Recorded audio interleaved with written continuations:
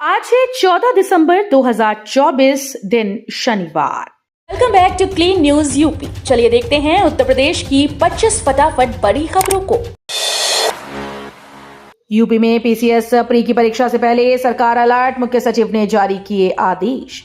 उत्तर प्रदेश में PCS pre परीक्षा 22 दिसंबर को होगी। इसको लेकर प्रशासन अलर्ट पर है। मुख्य सचिव ने इस संबंध में निर्देश जारी कर दिए। निर्देश में कहा गया कि परीक्षा केंद्रों तक सही प्रश्न पत्र पहुंचाना सुनिश्चित किया जाए। बीएचयू के 104वें दीक्षांत समारोह में 14,072 उपाधियों का होगा वितरण। इस बार मिलेगी क्यूआर कोड वाली डिग्री। काशी हिंदू विश्वविद्यालय के 104वें दीक्षांत समारोह में इस वर्ष 14,072 विद्यार्थियों को उपाधियां प्रदान की जाएंगी। ये समारोह शनिवार को स्वतंत्रता भवन में आयोजित किया जाएगा, जो प्रातः 9:30 बजे से शुरू होगा। इस दीक्षांत कार्यक्रम में कुल 544 पदक और पुरस्कार वितरित किए जाएंगे, जिनमें से 30 विद्यार्थियों को मंच पर पदक प्रदान किए जाएंगे।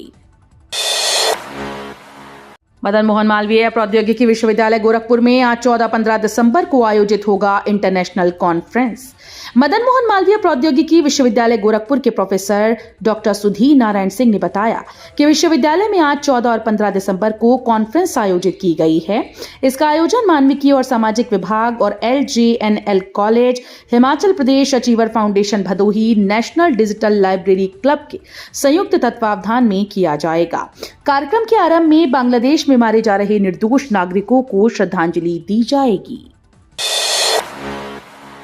लखनऊ मेरठ वंदे भारत समेत 18 ट्रेन रहेंगी कैंसिल। मुरादाबाद डिवीजन के मसीत रेलवे स्टेशन पर नॉन इंटरलॉकिंग कार्य के कारण 22 और 23 दिसंबर को लखनऊ मेरठ वंदे भारत एक्सप्रेस निरस्त रहेगी। 19 से 24 तक अलग अलग तारीखों में 18 ट्रेन कैंसिल रहेंगी। वहीं 2 दिन कुंभ एक्सप्रेस लखनऊ तक ही चलेगी। नोएडा एयरपोर्ट की सुरक्षा के लिए 1030 CISF जवान होंगे तैनात। केंद्र सरकार ने दी मंजूरी। नोएडा इंटरनेशनल एयरपोर्ट की सुरक्षा व्यवस्था को मजबूत बनाने के लिए केंद्र सरकार ने 1030 केंद्रीय औद्योगिक सुरक्षा बल जवानों की तैनाती को मंजूरी दी है। केंद्र ने नोएडा और नवी मुंबई हवाई अड्डों की सुरक्षा के लिए कुल 2800 जवानों के पदों को स्वीकृति प्रदान की।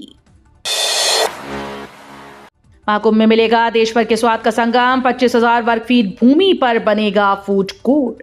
दुनिया का सबसे बड़ा आध्यात्मिक समागम महाकुंभ 2025 एक माह के बाद शुरू होने वाला है। कुंभ मेले में आने वाले करोड़ों श्रद्धालुओं को विशिष्ट अनुभव मिले, इसके लिए विभिन्न योजनाओं को मूर्त रूप दिया जा रहा है। इसी क्रम में प्रयागराज सिविल लाइंस में CMP डिग्री कॉलेज के सामने एक और फूड कोर्ट बनाया जाएगा। करीब 25,000 वर्ग फीट क्षेत्र में फैले फूड कोर्ट में स्थानीय और विभिन्न प्रांतों के प्रसिद्ध शाकाहारी व्यंजन उपलब्ध रहेंगे। नोएडा के नाम एक और आलीशान मॉल 120 करोड़ में R-Cube करेगा निर्माण। नोएडा का एक नया और आकर्षक अध्याय जुड़ने जा रहा है। R-Cube प्रोजेक्ट्स प्राइवेट लिमिटेड ने 120 करोड़ रुपए के निवेश के साथ मोनार्क मॉल को लॉन्च करने की तैयारी कर दी है, जो न केवल एक खरीदारी केंद्र बल्कि एक पूर्ण मनोरंजन अनुभव प्रदान करने वाला स्थान साबित होगा। नोएडा एयरपोर्ट से IGI आना जाना होगा आसान। 24 घंटे चलेगी electric taxi. Noida international airport से दिल्ली के IGI एयरपोर्ट और आसपास के क्षेत्रों तक आने जाने के लिए इलेक्ट्रिक टैक्सी चलेगी। यमुना इंटरनेशनल एयरपोर्ट लिमिटेड ने टैक्सी सुविधा के लिए महिंद्रा लॉजिस्टिक मोबिलिटी के साथ समझौता किया। एयरपोर्ट से 24 घंटे व 7 दिन टैक्सी सुविधा दी जाएगी। यात्रियों की संख्या के अनुसार प्रथम चरण में करीब 1200 से अधिक टैक्सी का संचालन होगा। नोएडा NCR में होगा 2500 करोड़ रुपए का निवेश। सनड्रीम ग्रुप लॉन्च करेगा 2 से 3 नए रियल एस्टेट प्रोजेक्ट। नोएडा स्थित real estate developer Sundream group ने अगले 3 से 5 वर्षों में नोएडा सहित दिल्ली NCR क्षेत्र में 2 से 3 प्रमुख रियल एस्टेट प्रोजेक्ट लॉन्च करेगा। इसके लिए कंपनी 2500 करोड़ रुपए का निवेश करेगी। सनड्रीम ग्रुप का यह कदम रियल एस्टेट के विभिन्न सेगमेंट्स में अपनी उपस्थिति को मजबूत करने और व्यापारिक विकास की दिशा में एक महत्वपूर्ण कदम होगा। कानपुर के इस विश्वविद्यालय में प्रोफेसर बनने का सुनहरा मौका। अगर आप प्रोफेसर बनना चाहते हैं तो आपके पास खास मौका है। कानपुर के चंद्रशेखर आजाद कृषि विश्वविद्यालय में 48 पदों पर भर्ती करने के लिए एसोसिएट प्रोफेसर और प्रोफेसर की नियुक्ति की जानी है, जिसके लिए आवेदन मांगे गए। 16 दिसंबर से शिक्षकों की नियुक्ति प्रक्रिया शुरू हो जाएगी। 15 साल बाद होने जा रही नियुक्ति। आपको बता दें कि कानपुर का चंद्रशेखर आजाद कृषि विश्वविद्यालय प्रदेश का बेहद पुराना और प्रसिद्ध विश्वविद्यालय है। सीएम योगी ने दिव्यांग होमगार्ड के आश्रितों की सुनी पुकार, भर्ती पर लगी रोक हटी। योगी सरकार ने स्थायी रूप दिव्यांग होमगार्ड के परिवारों की आर्थिक सुरक्षा सुनिश्चित करते हुए एक बार फिर से अपने फैसलों से ये साबित कर दिया है कि जन सरोकार से जुड़े मुद्दों को वो प्राथमिकता देते हैं। हाल ही में सरकार ने स्थायी रूप से दिव्यांग होमगार्ड के आश्रितों की नियुक्ति पर लगी रोक को हटाने का ऐतिहासिक फैसला लिया। योगी सरकार के इस निर्णय से उन दिव्यांग हो चुके परिवारों में उम्मीद की किरण जागी जो लंबे समय से नियुक्ति के लिए गुहार लगा रहे थे। कांग्रेस नेता राहुल गांधी को कोर्ट ने किया तलब, 10 जनवरी को पेश होने का आदेश। महाराष्ट्र विधानसभा चुनाव के दौरान हेट स्पीच देने के मामले में इलाहाबाद हाईकोर्ट की लखनऊ पीठ ने कांग्रेस नेता राहुल गांधी को तलब किया, उन्हें 10 जनवरी को कोर्ट में पेश होने का आदेश दिया। दाखिल की गई याचिका में याची ने उन पर हेट स्पीच देने का आरोप लगाया है। ऑनलाइन के भरोसे स्टूडेंट्स, बोर्ड परीक्षा की चल रही तैयारी, फरवरी के अंत में होंगे पेपर। यूपी बोर्ड की परीक्षाएं फरवरी के आखिरी सप्ताह से शुरू होंगी। परीक्षा में कम समय बचने से विद्यार्थियों ने तैयारी तेज कर दी। स्कूल और कोचिंग में विद्यार्थियों की उपस्थिति बढ़ रही है। वहीं इस बार 12 से ज्यादा ऑनलाइन ऐप विद्यार्थियों के लिए मददगार साबित हो रही हैं। स्ट्रेट स्पाइरल और फसाड लाइट से चमकेगी 16 किलोमीटर की सड़क, कैन से गंगा घाटों तक हाईटेक होगी व्यवस्था। महाकुंभ को ध्यान में रखकर शहर का 16 किलोमीटर दायरा स्ट्रीट स्पाइरल और फसाड लाइट से चमकेगा। कैन से लेकर गंगा घाटों तक सभी व्यवस्था चाक चौबंद होंगी। इनके बीच में पड़ने वाले प्रमुख मंदिरों, घाटों, पर्यटक स्थलों के आसपास श्रद्धालुओं को किसी प्रकार की दिक्कत नहीं आएगी। इसके लिए नगर निगम ने कार्य योजना बना ली है। प्रयागराज को पीएम मोदी की 5500 करोड़ की सौगात, बोले एकता का महायज्ञ है महाकुंभ। प्रधानमंत्री नरेंद्र मोदी ने शुक्रवार को कहा कि महाकुंभ देश की सांस्कृतिक और आध्यात्मिक पहचान को नई ऊंचाइयों पर ले जाएगा और ये एकता का महायज्ञ है। प्रधानमंत्री ने 5500 करोड़ रुपए की विभिन्न विकास परियोजनाओं का उद्घाटन करने के बाद यहां एक सार्वजनिक सभा को संबोधित करते हुए कहा कि महाकुंभ देश की सांस्कृतिक और आध्यात्मिक पहचान को नई ऊंचाइयों पर ले जाएगा। यूपी सरकार दे रही है 20,000 रुपए जीतने का मौका, महाकुंभ से जुड़े 10 सवालों के देने होंगे जवाब।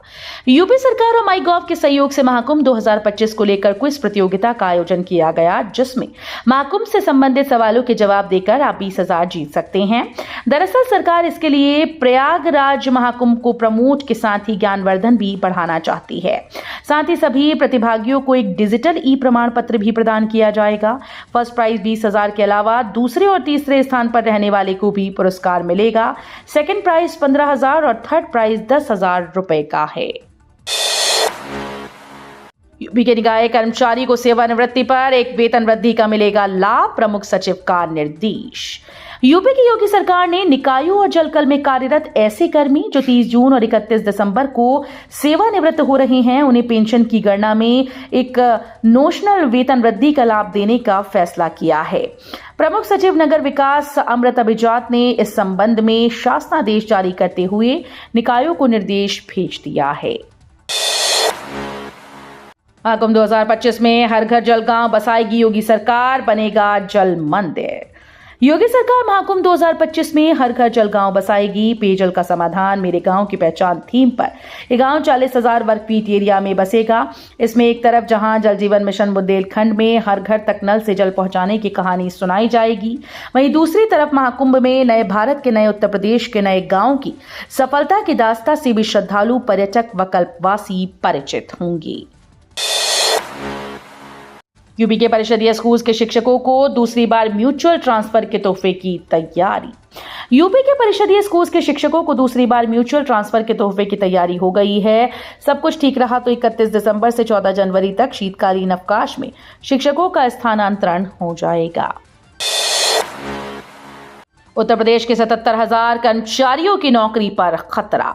उत्तर प्रदेश के 77,000 सरकारी कर्मचारियों की नौकरी के लिए खतरा पैदा हो गया है। उत्तर प्रदेश सरकार की निजीकरण की योजना के कारण सरकारी कर्मचारियों की नौकरी पर बड़ा सवालिया निशान लग गया। सरकारी कर्मचारी संगठनों का आरोप है कि या तो 77,000 कर्मचारियों को नौकरी छोड़नी पड़ेगी या फिर सरकारी नौकरी छोड़कर प्राइवेट नौकरी करनी पड़ेगी। योगी आदित्यनाथ बोले, प्रधानमंत्री मोदी की प्रेरणा से साकार हो रहा दिव्य भव्य व डिजिटल महाकुंभ का सपना। ठीक 1 महीने के बाद विश्व का सबसे बड़ा सांस्कृतिक, धार्मिक व आध्यात्मिक आयोजन, मानवता की अमूर्त सांस्कृतिक विरासत तथा सनातन के महापर्व महाकुंभ 2025 का शुभारंभ होने जा रहा है। ऐसे में शुक्रवार को सीएम योगी ने प्रधानमंत्री नरेंद्र मोदी के प्रयागराज आगमन तथा उनके द्वारा 5500 करोड़ की 167 परियोजनाओं के लोकार्पण के प्रति आभार जताते हुए प्रयागराज प्रदेश व महाकुंभ में आने वाले प्रत्येक श्रद्धालु की ओर से आभार व्यक्त किया। इग्नू डीएल कोर्स में एडमिशन शुरू, फॉर्म भरने से पहले माननी होगी यूजीसी की ये शर्त। Indira Gandhi national open university ने जनवरी 2025 सत्र के लिए ओपन डिस्टेंस लर्निंग कोर्सेज में एडमिशन की प्रक्रिया शुरू कर दी। आवेदन जमा करने की अंतिम तिथि 31 जनवरी 2025 है। ओडीएल मोड से इग्नू से कई तरह के स्नातक, स्नातकोत्तर, डिप्लोमा व सर्टिफिकेट कोर्स किए जा सकते हैं। अखिलेश यादव ने संविधान पर डिबेट में अतीक अहमद, मस्जिद और जाति का उठाया सवाल। अखिलेश यादव ने लोकसभा में संविधान पर चर्चा के दौरान अतीक अहमद के पुलिस सुरक्षा में मारे जाने का सवाल उठाया तो मस्जिद, मंदिर और जाति जनगणना के मुद्दों पर भी बात की। अखिलेश यादव ने कहा कि किसी भी व्यक्ति को उसके जीवन और दैहिक स्वतंत्रता से वंचित नहीं किया जा सकता। ये मौलिक अधिकार है, लेकिन उत्तर प्रदेश में तो ये छीना जा रहा है। यूपी के किसानों को मालामाल करेगा प्रदेश का दूसरा सबसे बड़ा एक्सप्रेस वे। उत्तर प्रदेश ने विकास की एक नई राह पर चलना शुरू कर दिया, जिसमें वो नई योजनाओं को शुरू करने जा रहा है। प्रदेश में पहले से ही कई सड़क मार्गों और एक्सप्रेस वे बन रहे हैं। अब नए एक्सप्रेस वे बनने से लोगों को बेहतर यातायात सुविधा मिलेगी। इससे उत्तर प्रदेश के कई जिलों से भी कनेक्टिविटी बढ़ेगी। ये दावा किया जा रहा है कि जहां जहां से ये एक्सप्रेस वे गुजरेगा, वहां के मालिकों को खुशी होगी। यूपी में 3 दिन के अंदर 6 डिग्री लुढ़का रात का पारा, बढ़ेगी ठंड। पिछले कुछ दिनों से ठंड में तेजी से बढ़ोतरी होती जा रही है। विशेष रूप से पिछले 3 दिनों में न्यूनतम तापमान में 6 डिग्री से ज्यादा की गिरावट आई, जिससे ठंड और गलन का असर और भी अधिक महसूस हो रहा है। मौसम विभाग के अनुसार ये तापमान सामान्य से 7 डिग्री कम है और अगले 3 से 4 दिनों में सर्दी और बढ़ने के संकेत हैं। तो ये थी आज की 25 फटाफट बड़ी खबरें। अगर आपको न्यूज पसंद आई हो तो वीडियो को लाइक और शेयर जरूर करें। धन्यवाद।